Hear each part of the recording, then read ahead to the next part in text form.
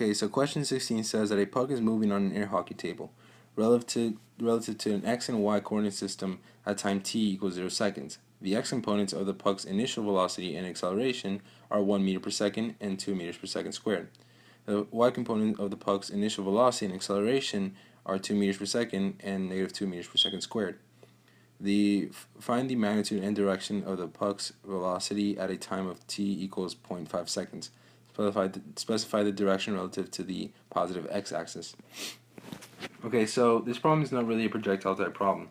They've sort of made up of a scenario.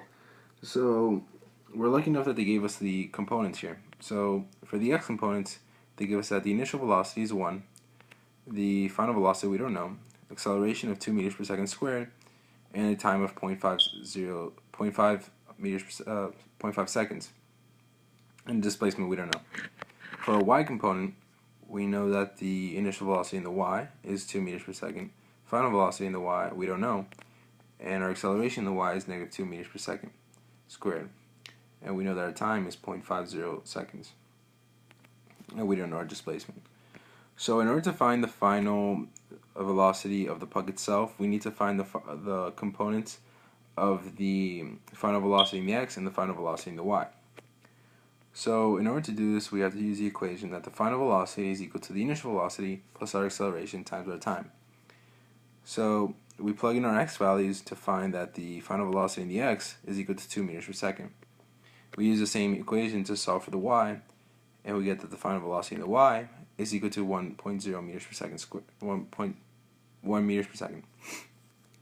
So in order to solve for the actual velocity of the puck itself, we have to use something similar to the Pythagorean theorem. Since these are essentially components of a triangle, the way we see it, it would be reasonable to use the Pythagorean theorem to solve for the hypotenuse, which in this case would be the final velocity of the puck itself. So we would get that the final velocity is equal to the square root of the final velocity in the x squared plus the final velocity in the y squared. So we have the y squared and squared. And once we plug in our values, we get that the final velocity of the puck is 2.24 meters per second. In order to find the angle of our puck, we have to use the inverse tan. So we get that inverse tan of 1 over 2 is equal to an angle of 26.57. We use the 1 for the y because the y represents our sine, and our cosine is represented by 2, which is our x value. Therefore, we do that inverse tan of 1 over 2 is equal to 26.57 degrees.